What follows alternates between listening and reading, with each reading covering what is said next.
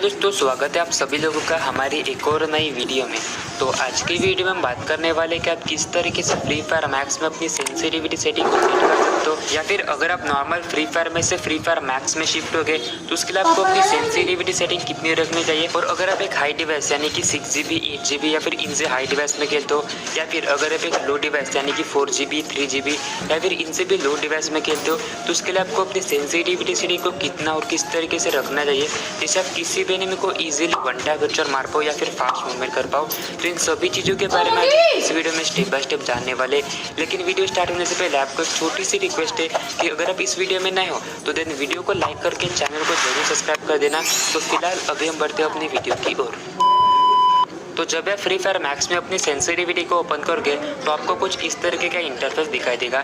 तो अभी फिलहाल हम डिटेल्स में ये जान लेते हैं कि अगर आप एक हाई डिवाइस या फिर लो डिवाइस में भी खेलते हो तो उसमें आपको अपनी सेंसिटिविटी सेटिंग को कितना और किस तरीके से रखना चाहिए जिससे आप किसी भी एनिमी को इजीली वन टैप हेडशॉट मार पाओ या फिर ड्रैग हेडशॉट मार पाओ। तो सबसे पहले हम जनरल और रेड डॉट की सेंसिटिविटी के बारे में जान लेते हैं, क्योंकि जब आप गेम में कोई मूवमेंट करते हो या फिर किसी भी एनिमी को वन टैप या फिर ड्रैग हेडशॉट मारते हो तो उसमें सबसे ज्यादा रोल जनरल और रेड डॉट इन दो ही सेंसिटिविटी का है। तो हाई डिवाइस में आपको हमेशा अपनी जनरल की जो सेंसिटिविटी सेटिंग है उसे 90 रखना है, और वही लो डिवाइस की बात की जाए तो लो डिवाइस में आपको हमेशा उसे 95 रखना है। तो उसके बाद आते हैं हमारी रेड डॉट की सेंसिटिविटी सेटिंग।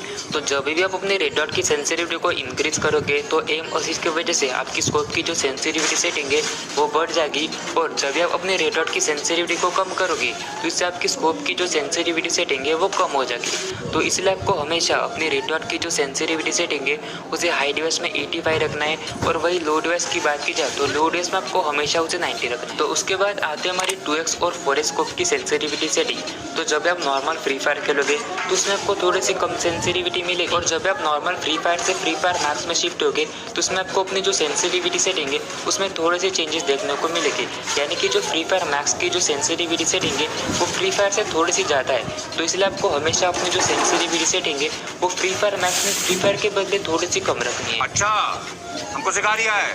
तो उसके बाद 2x स्कोप की बात की जाए तो आपको हमेशा अपनी जो 2x स्कोप की जो सेंसिटिविटी सेटिंग है उसे हाई डिवाइस में 80 रखना है, और वही लो डिवाइस की बात की जाए तो आपको हमेशा अपनी जो 2x स्कोप की जो सेंसिटिविटी सेटिंग है उसे लो डिवाइस में 85 रखना है।